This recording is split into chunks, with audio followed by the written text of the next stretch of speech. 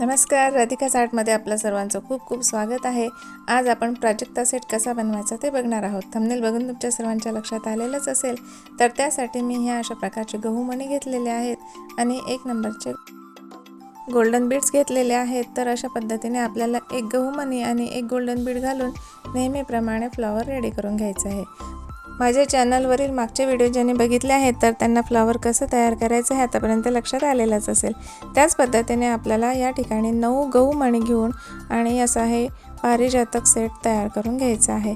अगदी पारिजातकाच्या फुलांप्रमाणे हे फ्लॉवर दिसतं, त्यामुळे याला आपण प्राजक्ता सेट असं म्हणतो।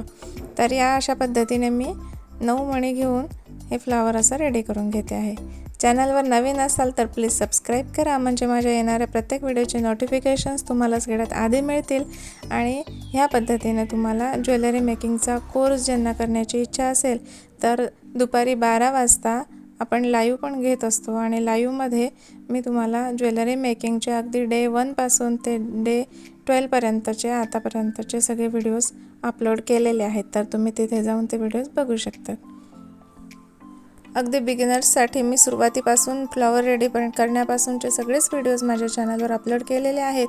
पण लाईव्हमध्ये आपल्याला व्हिडिओ एडिटिंग करता येत नाही किंवा स्किप करता येत नाही, त्यामुळे आपल्याला ज्वेलरी बनवताना ज्या बारीक सारीक गोष्टी किंवा जे अडचणी येतात तर ते आपण कसे सॉल्व करायचे हे आपल्या लक्षात येतं। त्याचप्रमाणे एक ज्वेलरी बनवण्यासाठी आपल्याला किती वेळ लागतो आणि कुठकुठल्या अडचणी येतात तर ते सगळं आपण लाईव्हमध्ये व्यवस्थित डिस्कस करू शकतो आणि आपल्याला ते सगळं लक्षात येतं। त्यामुळे तुम्ही माझ्या चॅनलवर जे लाईव्ह मी अपलोड केलेले आहेत तर ते जाऊन नक्की बघा।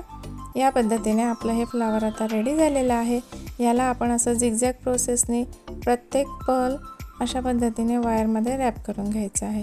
त्यानंतर आपल्याला मधोमध ही वायर अशी वर काढून आणि त्यामध्ये एक ग्रीन कलरचा 6 mm चा क्रिस्टल या ठिकाणी मी घेतलेला आहे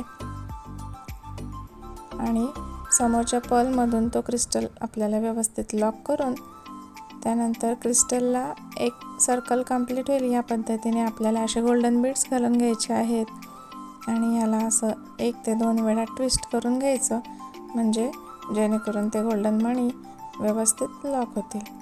आता आपल्याला नेहमीप्रमाणे 3 ते 4 ठिकाणी हे गोल्डन बीड्स अशा पद्धतीने लॉक करून घ्यायचे। आपल्याला वायर वर काढायची आहे, त्यानंतर गोल्डन बीडमधून अशी घेऊन आणि पुन्हा खालच्या साईडला पास करून घ्यायची। या पद्धतीने आपला हा जो मधला गोल्डन बीडचा सर्कल आहे तर तो व्यवस्थितपणे या फ्लॉवरवर असा अटॅच होईल। ठीक आहे, या पद्धतीने करायचं आहे।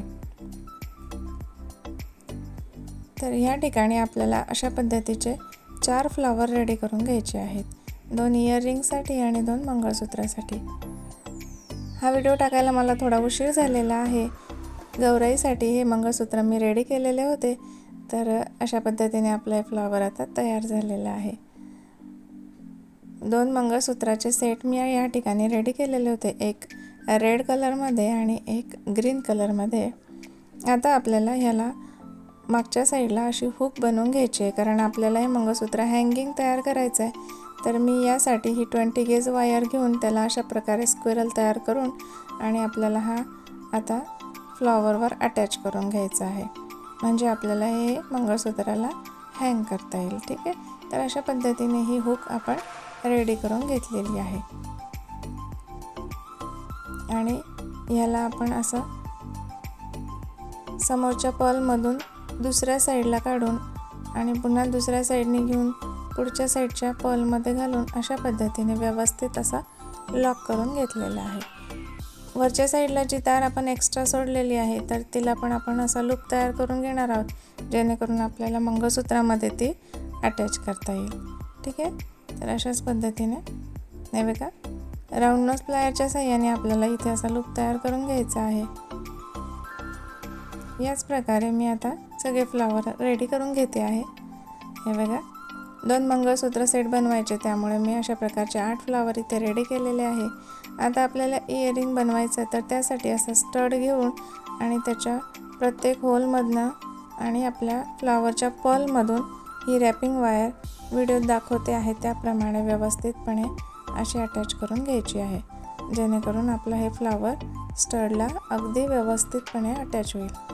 ठीक आहे, तुम्ही व्हिडिओ व्यवस्थित बघितला तर तुमच्या सगळं लक्षात येईल। ह्या पद्धतीने आता आपले हे इयरिंग्स पण रेडी आहेत आणि जी वायर आपण रॅप केली आहे ती कुठे टोचणार नाही म्हणून पकडच्या साह्याने आपल्याला अशा पद्धतीने ते व्यवस्थित करून घ्यायचं आहे. ठीक आहे, तर अशाच पद्धतीने आता हे दोनही इयरिंग्स आपले रेडी आहेत. आता मंगळसूत्र कसं बनवायचं ते आपण बघूया. तर त्यासाठी मी 18 गेजची वायर घेतलेली आहे.